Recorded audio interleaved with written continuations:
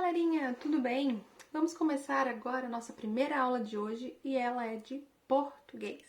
Nós vamos começar ali no nosso primeiro capítulo desse novo livro didático. Bom, o que a gente vai falar um pouquinho? Ali na página 5 ele fala nas profundezas do oceano. Mas o que ele traz pra gente? Vamos começar a leitura ali na página 6, onde ele traz duas imagens. Essas duas imagens aqui. E as questões a seguir são a respeito dessas imagens. Você conhece essas embarcações? Qual a principal diferença entre elas? Para que servem essas embarcações? Leiam comigo esse texto.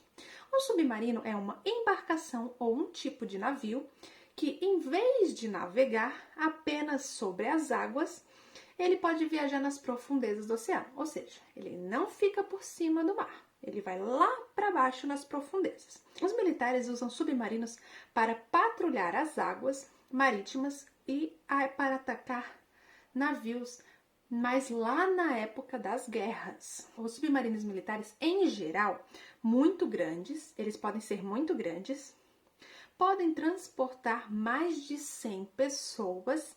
Eles também levam armas como mísseis e torpedos. Cientistas, pesquisadores e exploradores costumam utilizar os submarinos pequenos para estudar o fundo do mar e os seres que ali vivem.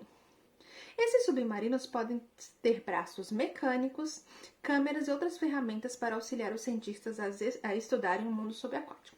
Em alguns filmes que a gente estuda, que a gente vê sobre estudos do mar ou sobre ataque de bichos marinhos, como tubarões e etc., eles normalmente usam submarinos menores, com capacidade de até umas 3 pessoas, e eles têm garrinhas. Por quê? Porque daí tem uma câmera muito grande, assim, para ficar filmando tudo que tem ao redor, e essas garras conseguem estar pegando coisas do fundo do mar para levar para a superfície a fins de estudo.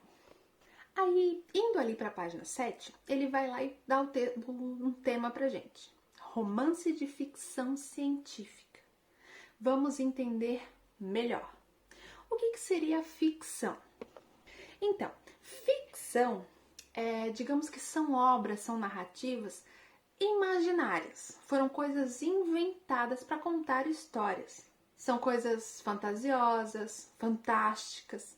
E já a ciência já é o conhecimento profundo de uma determinada coisa. É quando alguém se aprofunda a estudar, tem uma fonte de estudo, conhecimento, quando estuda um ramo específico, algo, seja biologia, física, astronomia, isso é a ciência. Se a gente fala assim, vou assistir um filme de ficção científica, o que a gente está querendo dizer? Que a gente vai vai ver um gênero literário que vai trazer normalmente uma narrativa que envolve ciência, tecnologia, algo que seja uma consequência para a sociedade, mas sempre baseado em tecnologia e ciência, estudos, seja o ramo que for. Aí ele traz ali romance de ficção científica. A ficção científica ela é um gênero literário, mas baseado nisso pode ter um romance, uma aventura, um mistério, um drama, um horror. Então, vai ser um subgênero. Por exemplo, ficção científica. Vamos lá. Quase todo mundo tem ou todo mundo conhece a plataforma de filmes Netflix, certo? Então, se a gente for procurar ficção científica na Netflix, o que ela vai trazer pra gente? Ela vai te trazer essa narrativa aqui, essa explicação aqui. Aliens, robôs, super-heróis e até uma dose de romance. Então, ali vai trazer ficção científica, seja uma aventura, seja um romance. Por exemplo, ficção científica dentro do Homem-Aranha. O Homem-Aranha ele pode estar entre a aventura do super-herói e o romance, porque ele tem o romance dele com a Mary Jane nos primeiros filmes e também com a Gwen, mas tem toda a parte de estudos científicos. Por exemplo, quando ele é picado por uma aranha, ele sofre uma mutação, já é algo estudado no ramo da biologia. Quando a gente fala dos vilões do Homem-Aranha, a gente pode falar a respeito do Venom. O Venom, ele é um simbionte. O que é um simbionte? É um ser que vive por simbiose, ou seja, ele precisa, são dois seres habitando o mesmo corpo. É uma associação íntima de duas pessoas. Então a gente já pode dizer que isso parte para o ramo da biologia. Ramo da biologia, estudo, ciência. Então tem vários aspectos ali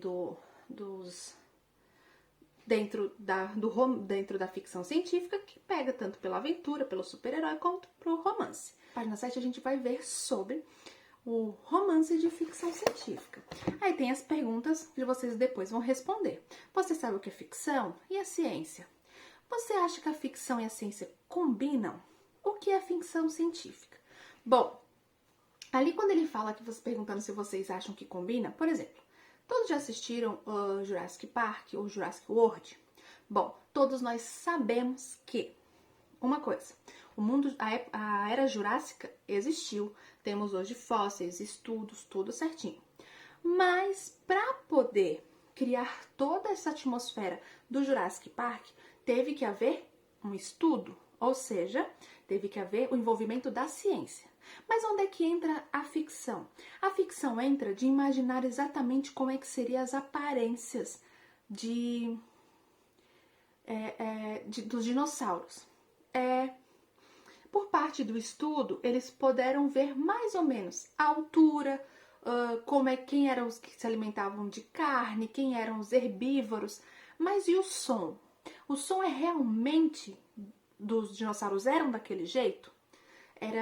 Tem como a gente ter noção? Não, não tem como ter. Hoje em dia a gente já leva que o som do dinossauro é aquele ali porque o filme teve uma grande repercussão. Mas não tem relatos científicos que aquilo ali é realmente o som de um dinossauro. Então houve um certo trabalho de imaginação, de criação. Aí é onde entra a ficção. Então juntou a ciência com a ficção, estudo real que houve a era jurássica, mais toda a parte de criação, enredo, história, para saber como é que foi esse desenvolvimento, essa recriação, essa volta à vida dos dinossauros. Agora vamos ali na quarta questão. Leia o capítulo do livro 20.000 Léguas Submarinas, de Júlio Verne, um dos percussores da ficção científica. Vamos começar. Eletricidade. O Capitão Nemo indicou-me os instrumentos suspensos na parede do seu camarote. Aqui estão os instrumentos de navegação do meu submarino. São idênticos aos que estão no salão. Quero tê-los sempre diante dos meus olhos. Indicam minha posição exata no oceano. Temos o termômetro, que dá a temperatura exata aqui dentro. O barômetro indica o peso do ar e prevê a mudança do tempo. O higrômetro, que mede o grau da umidade da atmosfera. O Starming Glass, o Starming Glass, que possui uma mistura em seu interior. Ao decompor-se a mistura, anuncia-se as tempestades. A bússola orienta a minha rota. O sextante, através da altura do Sol, indica a latitude. Os cronômetros permitem calcular a longitude. Por fim, as lunetas para o dia e para a noite, com as quais, quando estamos na superfície, examino o horizonte. E esses outros são uma nova espécie de sonda? São sondas termométricas, que dão a temperatura das diversas camadas da água. Não consigo identificar estes outros instrumentos. São aparelhos movidos à eletricidade. A alma de todos os meus aparelhos mecânicos é a eletricidade, professor. A eletricidade? Estranhei. Mas Nautilus é extremamente rápido. Até onde eu sei, a eletricidade tem o uso limitado. Senhor professor, o tipo de eletricidade que eu uso não é conhecida. Não posso dizer mais nada a respeito. Não vou insistir, embora continue muito admirado. Só me responda uma pergunta. Como produz a eletricidade? Meios não me faltam. Existem minas de zinco, ferro, prata e ouro no fundo do mar. Também poderia estabelecer um circuito com fios mergulhadores em diferentes profundidades, mas tem um sistema mais prático. Qual? Uso cloreto de sódio retirado da água do mar. Misturo com mercúrio, que é um elemento que não se consome.